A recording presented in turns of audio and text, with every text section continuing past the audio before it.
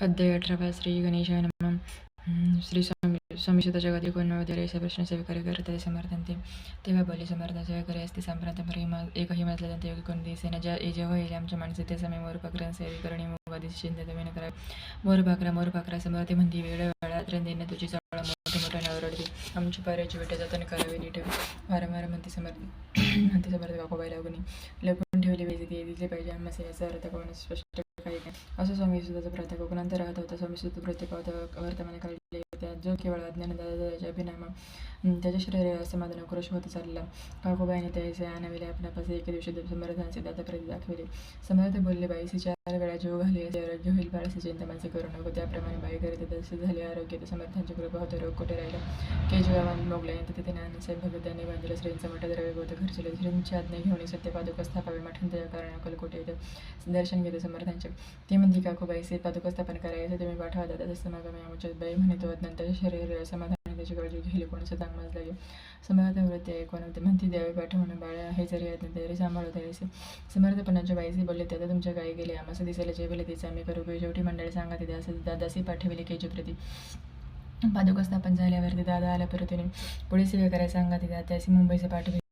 ब्रह्मचार्यांची आज्ञा गर्दी अशी स्थापक गादीवरील दादासी करणे गोसावी मुंबईची गादी चालवावी स्वामी सुद्धाची असं देवी कपनी थोडे निशाणा ब्रह्मचारी दादाची उपदेश दिवस दिवशी गोसावी गादीशी चालवावे. आपण दादाचे अज्ञान होते तरी अशा गोष्टी करताना कर म्हणायची सर्वजण रुची त्याची चित्ता त्याची या ब्रह्मचार्यांनी पाहिली खटपट करून शेवटी दादांशी मुंबईहून अक्कलकोटा पाठवले.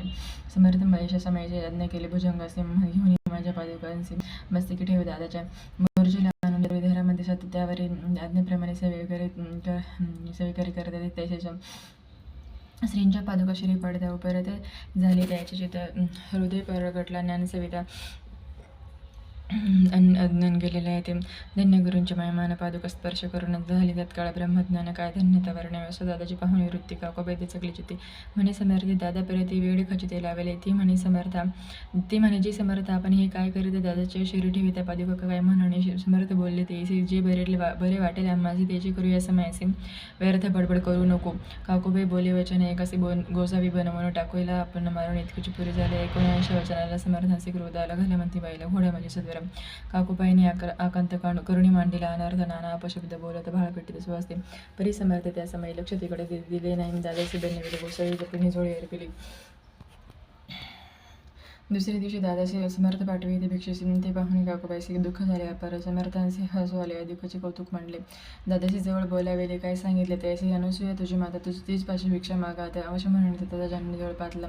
ऐसी बाईने पाहुणे परत विष्ट अंतकरणे म्हणे तुझे हे करणे लौकापावाद कारण ऐकोने मातेची उक्ती दादा तीच प्रति बोलते ही कसुखे तुच्छ गमती माते आजपासून पुत्राचे ऐकोने वचन झाले तिचे मन असो दादा गोसे होऊन स्वामी भजने रंगले. काही दिवस झाल्यावरी मग आली मुंबई स्वामी स्वतःच्या गादीवरी बसून संस्था चालविली. इति श्री स्वामी चरित्र सारामृत नाना प्राकृत कथा संबंध सदा प्रेमळ परिषद अष्टदशोध्याय गुढ. श्री रस शुभम भवतु. श्री स्वामी समर्थ महाराज की जय.